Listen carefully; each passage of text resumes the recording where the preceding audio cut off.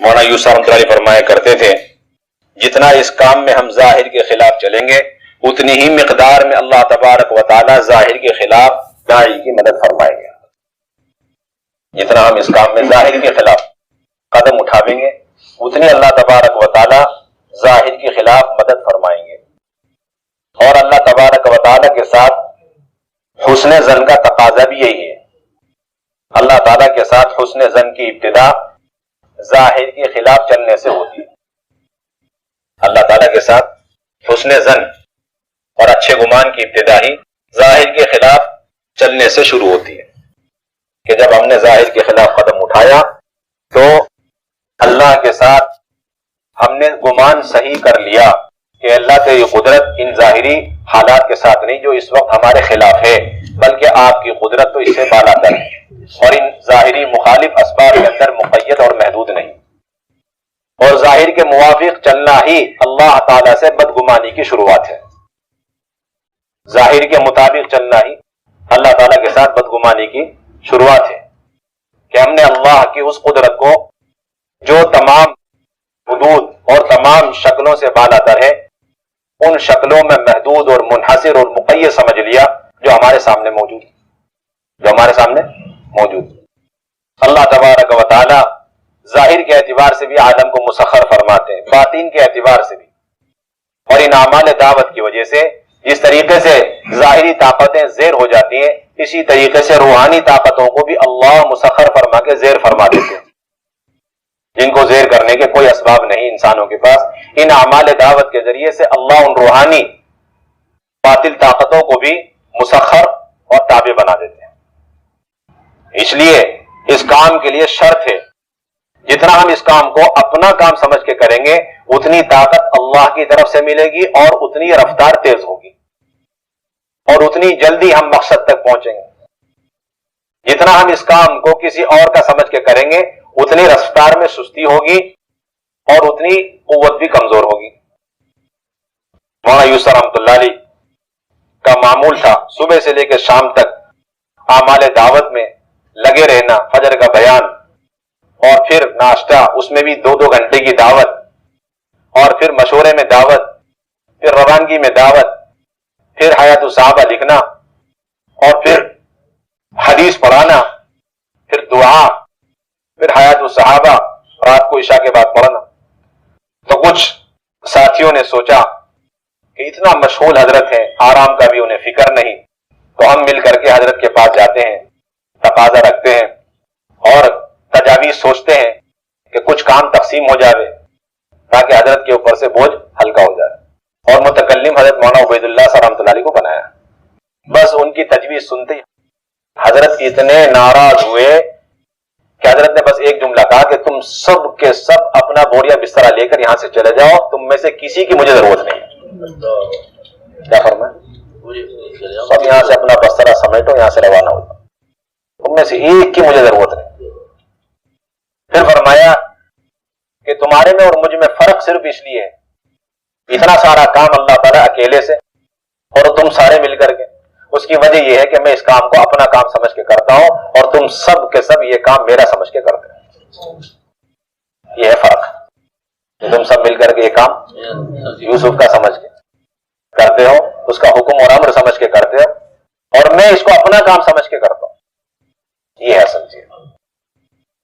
پھر اس کے بعد ایک مثال دی کہ ایک شکاری نے اپنے کتے کو خرگوش کے پیچھے دوڑایا.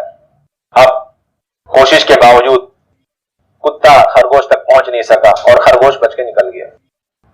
کسی نے پوچھا بھائی کیا بات تھی؟ تو کتے نے کہا کہ میں دوڑا تھا اپنے مالک کے حکم کی وجہ سے. اور خرگوش سے پوچھا تو خرگوش نے کہا کہ میں دوڑا تھا اپنے لیے. اس لیے کتا طاقتور ہونے کے باوجود جسم کے اعتبار سے، جسمانی اعتبار سے اس کی رفتار میں، اور خرگوش کمزور ہونے کے باوجود اس کی رفتار میں زمین و آسمان کا فرق ہو گیا کہ وہ اپنے جان بچانے کے مقصد میں کامیاب ہو گیا اور یہ شکار کرنے میں ناکام ہو گیا. یہی فرق رہے گا اگر امیر اور ساتھیوں کے درمیان نیتوں میں یہ فرق رہا کہ امیر تو اپنا کام سمجھ کے کر رہا اور سارے مامورین اس کام کو امیر کا کام سمجھ کے کر رہے، تو یہ فرق ہمیشہ رہے گا. اس لیے فکروں میں مجتمع ہونا، یہ اللہ کی غیبی مددوں کے اترنے کا سب سے بنیادی ذریعہ ہے. فکروں میں مجتمع ہونا یہ اللہ کی غیبی مدد کے اترنے کا سب سے بنیادی ذریعہ. جس فکر پر جس سطح پر امیر ہے اسی فکر پر اسی سطح پر سارے ساتھیوں کا مجتمع ہونا یہ شرط ہے. تب اللہ کی طرف سے غیبی مدد خلاف ظاہر اترے گی. صحابہ رضی اللہ عنہ مجمعین کے ساتھ یہ ظاہر کے خلاف مددوں کے واقعات چل رہے. دیکھیے حضرت عبداللہ بن زبیر رضی اللہ تعالی عنہ کا ایک جن کو بھگا دینا، ہڑکا دینا. عامر بن عبداللہ بن زبیر رضی اللہ تعالیٰ عنہ فرماتے ہیں کہ حضرت عبداللہ بن زبیر رضی اللہ تعالیٰ عنہ عمرے سے قریش کے ایک قافلے کے ساتھ تشریف لا رہے تھے. جب یہ حضرات اور ان کا قافلہ یناسب نامی پہاڑوں کے سلسلے میں پہنچے اور وہاں انہوں نے پڑاؤ ڈالا تو انہوں نے درخت کے قریب ایک شخص کو دیکھا. تو حضرت عبداللہ بن زبیر رضی اللہ تعالیٰ عنہ اپنے قافلے سے آگے بڑھ کر اس شخص کے پاس گئے.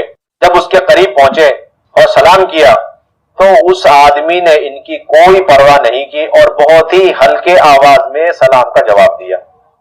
حضرت عبداللہ بن زبیر رضی اللہ تعالی عنہما اپنی سواری سے نیچے اتر گئے. اس پر بھی وہ انسان ذرا بھی حرکت نہیں کر رہا تھا، خاموش کھڑا تھا. حضرت عبداللہ بن زبیر رضی اللہ تعالیٰ عنہ نے اس شخص سے کہا کہ تو اس سائے سے اور اس درخت سے ہٹ جا. چنانچہ وہ ناگواری کے ساتھ وہاں سے ایک طرف ہو گیا. حضرت عبداللہ بن زبیر رضی اللہ تعالیٰ عنہ فرماتے ہیں کہ میں بیٹھ گیا اور اس کا ہاتھ پکڑ لیا اور میں نے اس سے پوچھا تو کون ہے؟ اس نے کہا میں جنات میں سے ایک جن ہوں. اس نے کہا میں جنات میں سے ایک جن ہوں. فرماتے ہیں بس یہ سنتے ہی غصے کی وجہ سے میرے جسم کے رونگٹے کھڑے ہو گئے، بال کھڑے ہو گئے اور میں نے اسے قوت کے ساتھ اپنی طرف کھینچا اور اس سے کہا کہ تو جنات میں سے ہو کر اس طرح کھلم کھلا میرے سامنے آتا ہے. تو جنات میں سے ہو کر اس طرح کھلم کھلا میرے سامنے آتا ہے. پھر میں نے اسے غور سے دیکھا تو اس کے پاؤں ایک جانور کے پاؤں کی طرح انتہائی کمزور پاؤں تھے. پھر میں نے جیسے اس کو ڈانٹا تو وہ ڈھیلا پڑ گیا، کمزور پڑ گیا. پھر میں نے اس سے کہا کہ تو اس طریقے سے میرے سامنے ظاہر ہو چکا ہے. جب میں نے اسے بار بار اس طریقے سے ڈانٹا تو وہ بھاگتا ہوا چلے گیا. اتنے میں میرے سارے ساتھی پہنچ گئے اور انہوں نے کہا کہ وہ شخص کہاں ہے جو ابھی آپ کے پاس تھا؟ میں نے کہا وہ تو ایک جن تھا، بھاگ گیا. بس یہ سنتے ہی میرے ساتھیوں میں سے ہر ساتھی زمین پر اپنی سواری سے گر گئے اور میں نے ان میں سے ہر ایک کو اٹھایا اور اس کی سواری پر باندھا، یہاں تک کہ ان سارے قافلے والوں کو لے کر میں حج پہ پہنچا اور وہاں پہنچنے تک ایک بھی ہوش میں نہیں آیا. وہاں پہنچنے تک ایک بھی ہوش میں نہیں آیا. ایک اور روایت میں ہے، فرماتے ہیں سلیمان الدارانی کہ حضرت عبداللہ بن زبیر رضی اللہ تعالی عنہما ایک چاندنی رات میں اپنی سواری پر تشریف لے جا رہے تھے اور تبوک میں اترے اور انہوں نے دیکھا کہ ان کی سواری پر ایک بوڑھا شخص سوار ہے جس کے سر کے بال سفید، داڑھی کے بال سفید. یہ دیکھ کر حضرت عبداللہ بن زبیر رضی اللہ تعالیٰ عنہ نے اس پر حملہ کیا تو وہ ایک طرف ہو گیا، وار خالی گیا. پھر حضرت عبداللہ بن زبیر رضی اللہ تعالیٰ عنہ اس کے اپنی سواری پر سوار ہوئے اور چل پڑے. اس شخص نے انہیں پیچھے سے پکار کر کہا اے عبداللہ بن زبیر رضی اللہ تعالیٰ عنہ، خدا کی قسم اگر آج رات آپ کے دل میں میرے بارے میں بال برابر بھی ڈر اور خوف ہوتا تو میں آپ کی عقل کو ختم کر دیتا. بال برابر آج رات آپ کے دل میں میرے بارے میں خوف ہوتا تو میں آپ کی عقل اڑا دیتا. یہ سن کر حضرت عبداللہ بن زبیر رضی اللہ تعالیٰ عنہ نے فرمایا کہ اے ملعون، تو جیسے آدمی کے متعلق میرے دل میں کوئی خوف کبھی داخل بھی ہو سکتا ہے؟ یہ کہہ کر وہ آگے چلے گئے. اللهم صل على سيدنا مولانا محمد وعلى ال سيدنا مولانا محمد كما صليت على ابراهيم وعلى ال ابراهيم انك حميد مجيد. ربنا ظلمنا انفسنا وان لم تغفر لنا وترحمنا لنكونن من الخاسرين. اللهم انا نسألك من خير ما سألك منه نبيك سيدنا محمد صلى الله عليه وسلم ونعوذ بك من شر ما استعاذك منه نبيك سيدنا محمد صلى الله عليه وسلم وأنت المستعان وعليك البلاغ ولا حول ولا قوة إلا بالله العلي العظيم. سبحان ربك رب العزة عما يصفون وسلام على المرسلين والحمد لله رب العالمين.